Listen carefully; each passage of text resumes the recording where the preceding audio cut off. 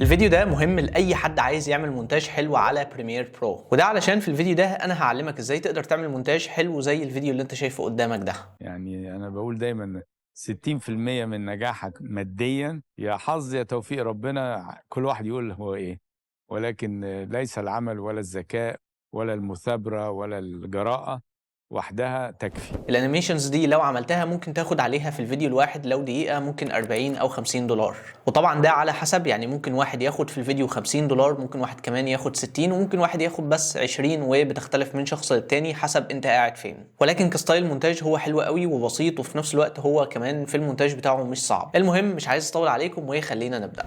في البداية ده كده الفيديو اللي احنا هنشتغل عليه، وندي طبعا الكريدت للبشمهندس سميح ساويرس ان احنا بقى خدنا ال10 ثواني دول، وخلينا نبدأ نشوف الفيديو علشان نعرف احنا هنعمل الانيميشنز بتاعتنا فين بالظبط. يعني أنا بقول دايما 60% من نجاحك ماديا يا حظ يا توفيق ربنا، كل واحد يقول هو إيه، ولكن ليس العمل ولا الذكاء ولا المثابرة ولا الجراءة وحدها تكفي. حلو قوي. طيب دلوقتي انا شايف ان احنا ممكن نبدا نعمل انيميشن من هنا. 60% من نجاحك ماديا، ممكن نقول 60% من نجاحك ماديا يا حظ يا توفيق ربنا.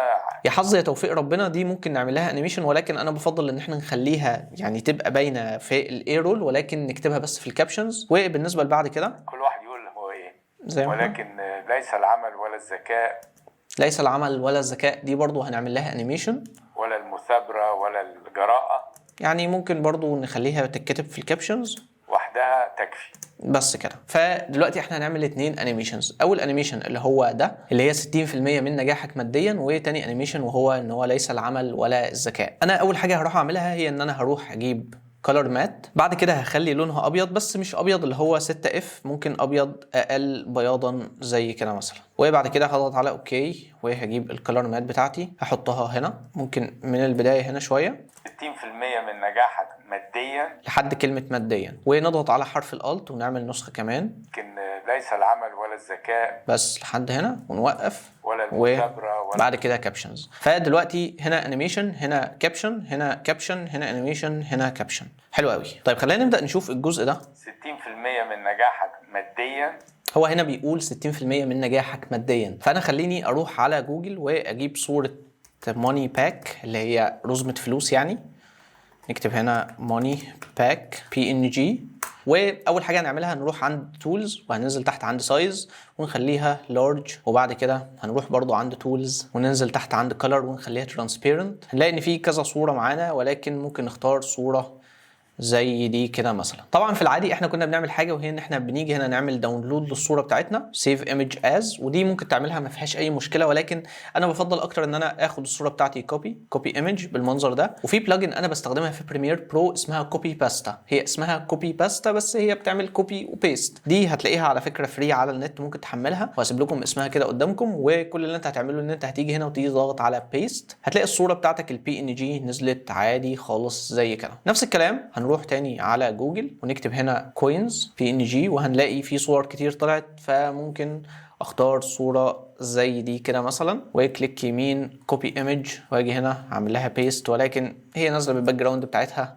فخلينا نروح نحملها من الويب سايت الرسمي. يعني في مواقع هتلاقيها كده وفي مواقع هتلاقيها كده، ولكن بصراحه انا بفضل ان انا كنت اخدها كوبي من جوجل ذات نفسه. وبعد ما حملت تعالوا ناخدها وندخلها في بريمير برو بالمنظر ده. طيب دلوقتي احنا هنا دخلنا الصورتين بتوعنا. اول حاجه خلينا نبدا نظبط الري سايزنج بتاعهم، ان احنا نحطهم في اماكنهم المظبوطه. فخليني اول حاجه اصغر الكوينز بالمنظر ده كده مثلا، وكمان اصغر حزمه الفلوس برضو ممكن تبقى اكبر شويه، واجيبها شويه ناحيه اليمين، واجيب الكوينز نفسها ناحيه الشمال. ممكن كمان اخلي الكوينز كده ايه من ورا، ممكن برضو نرفع الكوينز حاجة بسيطة لفوق بالمنظر ده كده مثلا، ونرفع كمان الفلوس شوية. انا شايف ان احنا ممكن نكبر الفلوس ونصغر الكوينز تبقى وراه بالمنظر ده. بعد كده خليني اعمل سيلكت لاي صورة منهم، مثلا الصورة بتاعت الحزمة بتاعت الفلوس، ونروح بعد كده عند اللومتري كولر ونقلل الساتوريشن على الاخر. دي اول حاجه انا هعملها. تاني حاجه وهي ان انا هروح عند الفينيت اخر حاجه من تحت خالص، وهبدا اغمق الحواف. فهبدا العب في السلايدرز بتاعتي لحد ما اوصل لنتيجه مثلا ممكن تبقى زي كده، ولكن انا هقللها شويه، ممكن تبقى بالمنظر ده. ممكن كمان العب في الكونتراست لو انا حابب. انا عن نفسي ممكن انزل الكيرف بتاعي حاجه بسيطه زي كده. وبعد كده هاخد اللومتري كلر افكت من الافكت كنترولز، كنترول سي، وهاجي هنا عند تاني صوره واعمل لها كنترول في علشان نفس التطبيقات اللي انا عملتها بالظبط، الفينييت وان هي تبقى ابيض واسود، يبقوا الاثنين زي بعض. فانا قللت الكونتراست شويه، وكمان هاجي هنا عند الافكت كنترولز وممكن اخلي الاوباستي بتاعتي على 80% او ممكن 90 بالمنظر ده كده. ممكن كمان اول صوره نفس الكلام نقللها شويه بالشكل ده كده. بعد كده هروح عند الجرافيك تمبلتس وهجيب حاجه اسمها برسنتج كاونتر، ده انا اللي عامله عندي في الافتر افكتس، فانا هسيبه لكم طبعا تحت في الديسكربشن ممكن تحملوه.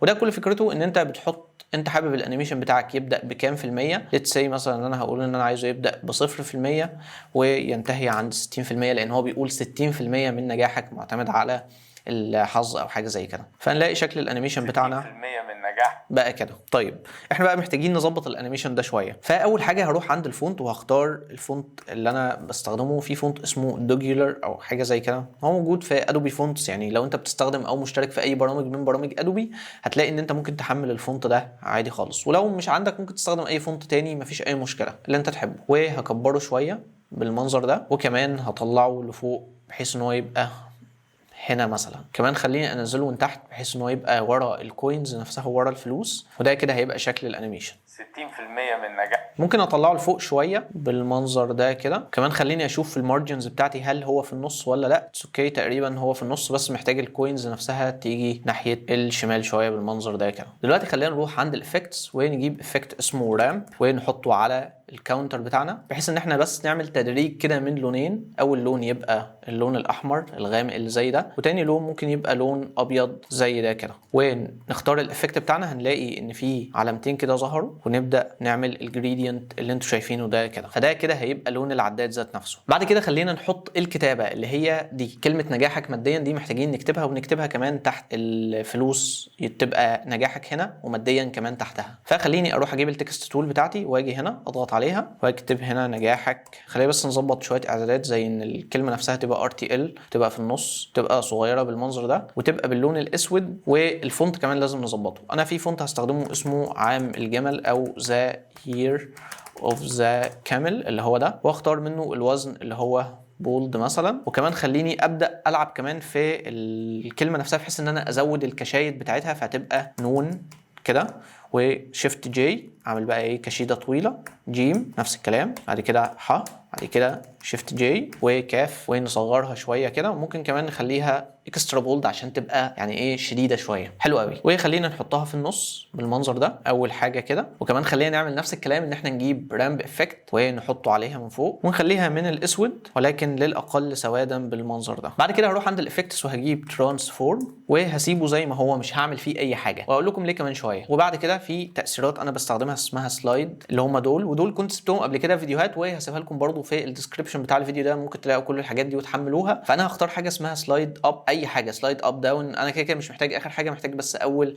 حاجه اللي هي اب، وهحطها على التكست بتاعي فيبقى شكلها كده نجاحك تمام. وهشيل الاخرانيين دول انا مش محتاجهم خالص. وممكن كمان نطلع النص بتاعي شويه بحيث انه يبدا من فوق شويه كده. وخلينا نبدا نشوف نجاحك هي هنا بتبدا متاخره حاجه بسيطه.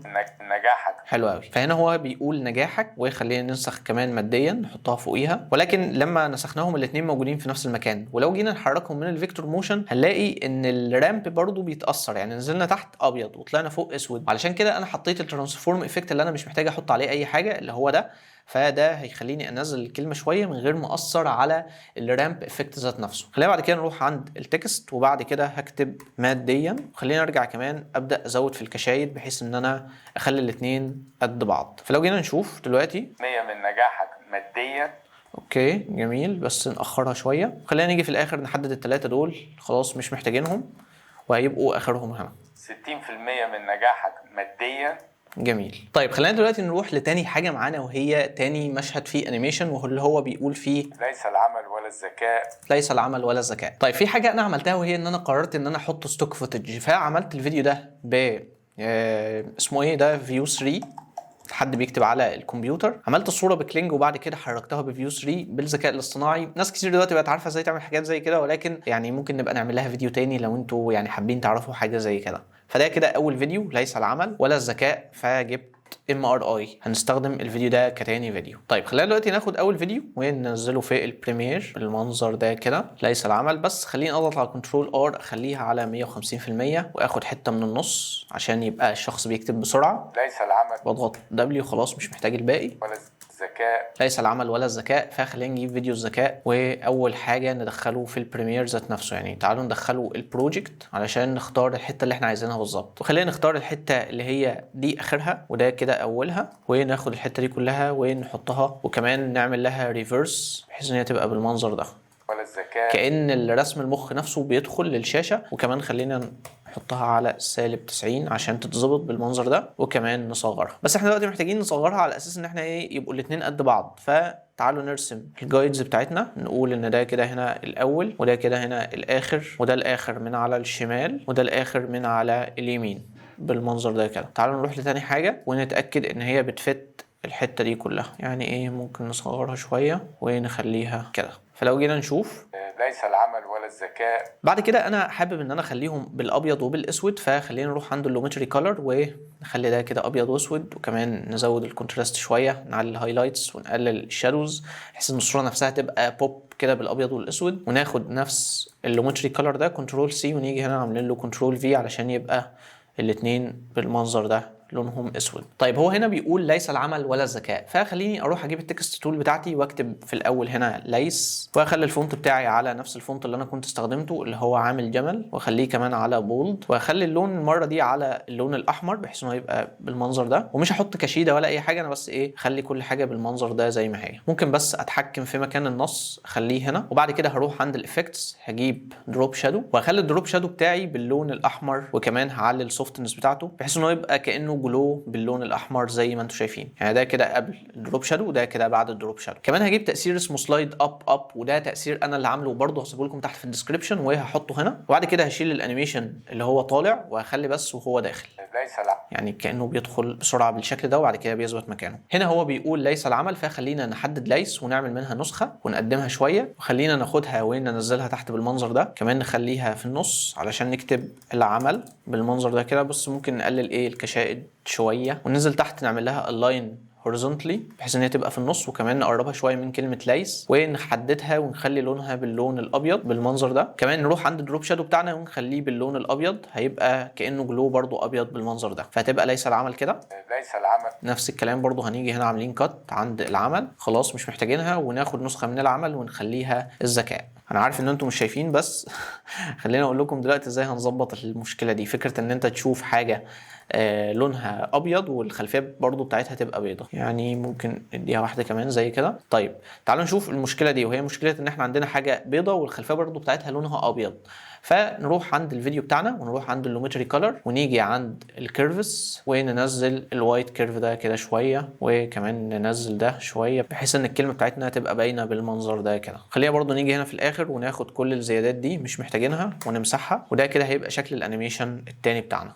ولكن ليس العمل ولا الذكاء. بعد كده خليني ابدا اكتب الكابشنز بتاعتي، وفي الكابشنز يعني زي ما بيقولوا nothing so special. انا هكتب الكابشنز بتاعتي بطريقتين. اول طريقه، ودي طريقه يعني هي الطريقه العاديه بتاعت اي حد بيكتب كابشنز، يعني ما بتبقاش طريقه مختلفه ولا حاجه. بس خلينا نشوف في الاول هو بيقول ايه. يعني انا بقول ده، هو هنا بيقول يعني وانا بقول وكده، فخلينا نيجي هنا في الاول ونكتب يعني، ونحط كمان 3 نقط ونتاكد ان هو معمول على رايت تو ليفت بالمنظر ده وتبقى في النص. وكمان نصغر الكلام بتاعنا، بس ممكن نغير حاجه وهي ان انا اخلي الفونت بتاعي على لايت او ريجولر بالمنظر ده. بعد ما كتبتها خليني اروح اجيب سلايد اب ده وهحطه برضو على الكتابه بتاعتي، بس هشيل النهايه بتاعته كالعاده زي ما انا بعمل، وهيبقى شكل الكابشن بينط كده لفوق، هيبقى كده. يعني بس ممكن كمان برضو اخليه نطه بسيطه يعني كده مثلا. يعني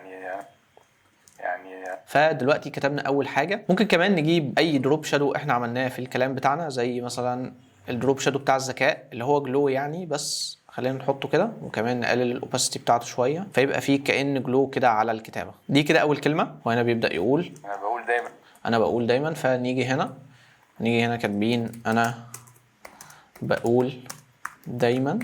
يعني انا بقول دايما. طبعا الحته دي احنا مش هنعمل فيها اي حاجه لان بالفعل في انيميشن ظاهر، بس هنا خلينا نشوف هو بيقول ايه. يا حظ يا توفيق ربنا. هو هنا بيقول يا حظ يا توفيق ربنا، وده من نوع الكابشن اللي ممكن انت تكتبه بخط كبير. يعني انت حابب ان هو يبقى ظاهر في البي رول وفي نفس الوقت الكلام نفسه مهم، فانت ممكن تكتبه ككابشن ولكن بخط كبير زي ما انا قلت. فخليني اخد نفس كلمه يعني هي بالظبط، وممكن هنا اكتب بقى حظ بالمنظر ده كده، واكبر بقى الكلمه بتاعتي شويه حلوين كده مثلا. ممكن اديها كمان كام كشيده، واخلي الفونت بتاعي على بولد، وكمان خليني اعلي الدروب شادو بتاعي، فممكن كمان اعمل منه نسخه زي كده، واكبر السوفتنس بتاعتها، وكمان تبقى خفيفه شويه كده. فده كده هيبقى قبل وكده بعد. برضو هنا خليني اعمل حاجه مهمه، وهي ان انا هجيب رامب افكت بالمنظر ده واحطه على كلمه حظ. بس طبعا خلينا ناخد الرامب بتاعنا وننزله تحت الدروب شادو بحيث ان هو يبقى اول حاجه من فوق، وبعد كده خلينا ننزل الاسود من تحت ونطلع الابيض من فوق. طبعا هتلاقي ان الشكل ممكن بقى شويه غريب، ولكن غير البلند مود بتاعك، خليه على سكرين بتاع الكتابه كلها، وهتلاقي شكل الكتابه بتاعتك بقى بالمنظر ده. ممكن كمان نطلع فوق هنا عند الدروب شادو، فنروح نرفع الجلو بتاعنا شويه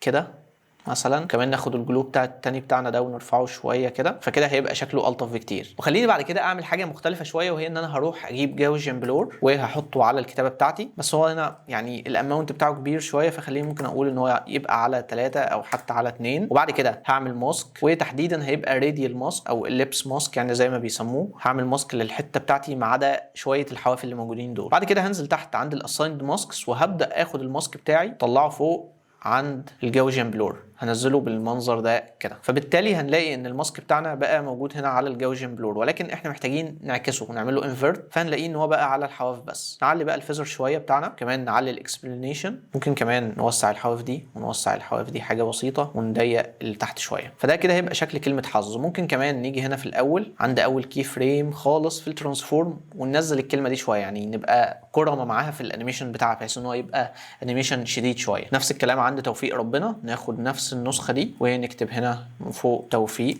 بالمنظر ده. بس هنوسع الاسايند ماسك بتاع الجاوسيان بلور شويه يمين كده وشويه شمال. وكمان انا هاجي عند الرامب وهنزله لتحت شويه بحيث ان هو بس عند حرف القاف والنقطتين بتوع الياء يبقوا باينين، فبالتالي كلمه توفيق تبقى باينه بالمنظر اللي انتم شايفينه قدامكم ده. شكلها لطيف. ونيجي واخدين نسخه نفس الكلام بس بعدها بفريم بالظبط، ونكتب هنا توفيق. بس خلينا نقفل الاولى ونكتب هنا ربنا بالمنظر ده كده. ممكن كمان نديها كشيده هنا. وبعد كده هجيب ترانسفورم افكت هحطه علشان انزل الانيميشن بتاعي شويه، هو ده علشان بس انزل الكتابه بتاعتي شويه زي ما انتم شايفين. طبعا ممكن نفتح الاثنين ونبدا نظبط في اماكنها اكتر، فهتبقى كده مثلا. خلينا نشوف. يا حظ يا توفيق ربنا.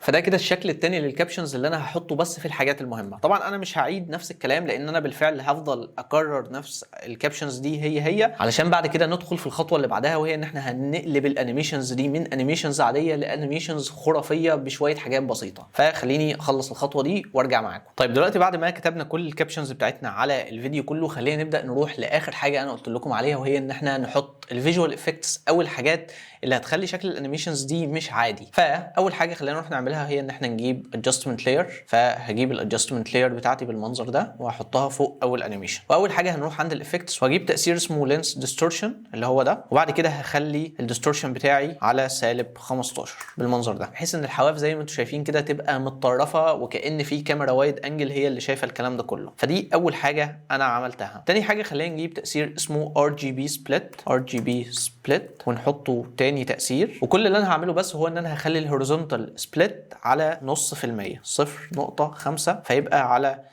0% وهيبقى بالشكل ده كده. يعني ده كده شكل ال RGB split، بيعمل الجليتش افكت يعني لو انتوا حتى عارفينه. بعد كده خليني اجيب نفس الادجستمنت لاير الثانيه، يعني ده مثلا خلينا نقول كده نسمي الاول لينس، تاني واحد ده نسميه موشن، وده التاني ممكن نغير لونه مثلا بحيث ان هو يبقى بلون غريب زي ده عشان بس نميز الاثنين عن بعض. وكل اللي انا هعمله في اللاير دي هو ان انا هجيب تاثير اسمه هوك زوم ان، وده تاثير انا اللي عامله ويمكن برضه شيرته معاكم كتير، فهجيبه واحطه وهمده بالشكل ده كده. وفي نفس الوقت انا عايز ازود السكيل بتاعي، ممكن اخليه مثلا على 133 بالشكل ده، فيبقى شكل الانيميشن بتاعنا كده.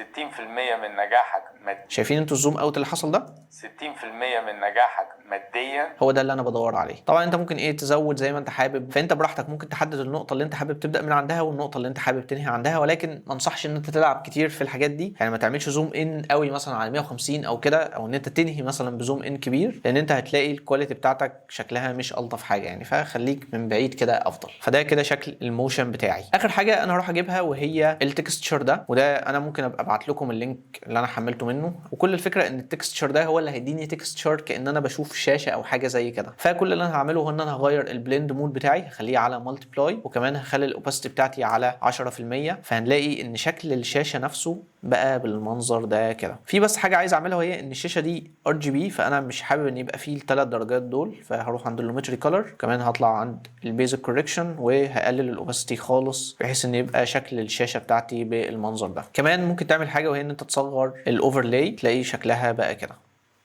يعني كده، بصراحه شكلها تحفه. فده كده شكل الانيميشن قبل ما نحط عليه الافكتس. 60% من نجاحك ماديا، وده كده الشكل بعد ما حطينا الافكتس بتاعتنا.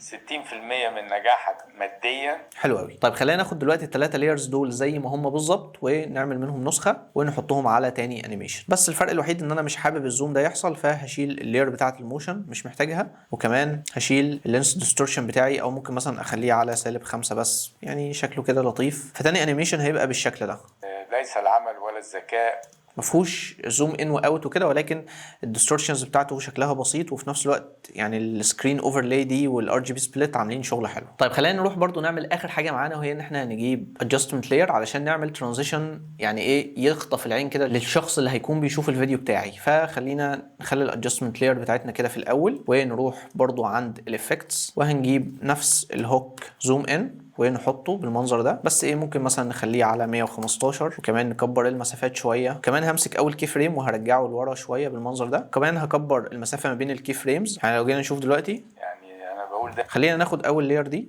ونغير بس لونها علشان نعرف نميزها. تاني حاجه هعملها وهي ان انا هجيب الوايت مات اللي انا استخدمتها هنا، اللي هي دي، هروح اجيبها من هنا واحطها. وكل اللي انا هعمله ان انا هخلي بس البلند مود بتاعها على اوفرلاي بالمنظر ده كده. هنلاقي ان الصوره بتاعتنا نورت نور زياده كأن في فلاش كده ضرب، وده هو اللي انا عايز اعمله بالظبط. هعمل كي فريم للاوباسيتي، في الاول هيبقى 100% وفي الاخر هيبقى 0% بالمنظر ده. فلو جينا نشوف، يعني بس طبعا هنسرعه شويه بحيث ان هو يبقى كأنه فلاش، يعني انا بقول شكله لطيف. وهاخد نفس الاثنين دول هم بس ممكن نخلي التاني برضو نفس اللون عشان نعرف نميزهم ونبقى منظمين شويه. هحط نفس الاثنين دول بعد ما الانيميشن بتاعي يخلص، فهيبقى نهايه الانيميشن كده ماديا يا حظ يا توفيق رب، ونفس الشاشه اللي بتنور معانا، وهو ده الترانزيشن بتاعنا. وهناخد برضو نفس الترانزيشن ده وهنحطه هنا في الاخر. ولا المثابره، ممكن هنا مثلا نبطئه شويه، ولا المثابره. جميل. طيب على ما نرندر البروجكت ده كله، خليني اقول لكم ان انت ممكن تعمل اي ترانزيشن انت حابه. يعني انا حتى في الكورس بتاعي كنت بسيب ترانزيشنز كتير، وكمان في الفيديوهات اللي فاتت كنت بسيب ترانزيشنز كتير، ولكن الستايل نفسه بيحكم شويه. فانت لو حابب تستخدم ترانزيشن تاني مفيش اي مشكله، دي حاجه ترجع لك انت. ولكن انا شايف ان الفيديو بسيط، وحاجه زي كده طالما شكلها لطيف وشكلها مريح للعين فبالتالي هي مناسبه وتنفع. فلو جينا دلوقتي نشوف الفيديو النهائي بتاعنا، يعني انا بقول دايما 60% من نجاحك ماديا يا حظ يا توفيق ربنا، كل واحد يقول هو ايه، ولكن ليس العمل ولا الذكاء ولا المثابرة ولا الجراءة وحدها تكفي. جميل. طبعا زي ما قلت انا هسيب لكم كل الحاجات اللي انا استخدمتها وقلت لكم ان انا هستخدمها تحت في الوصف، وممكن كمان اسيب لكم البروجكت فايل ده ممكن تاخدوا منه اي حاجه انتوا عايزينها. فبس كده، دي كانت كل حاجه للفيديو ده. واخيرا لو الفيديو عجبك فما تنساش تعمل لايك، وما تنساش تشترك في القناه لو انت مش مشترك. وطبعا لو عندك اي استفسار بخصوص اي حاجه فممكن تكتبه في كومنت تحت الفيديو، وان شاء الله اشوفكم في الفيديو اللي جاي. سلام.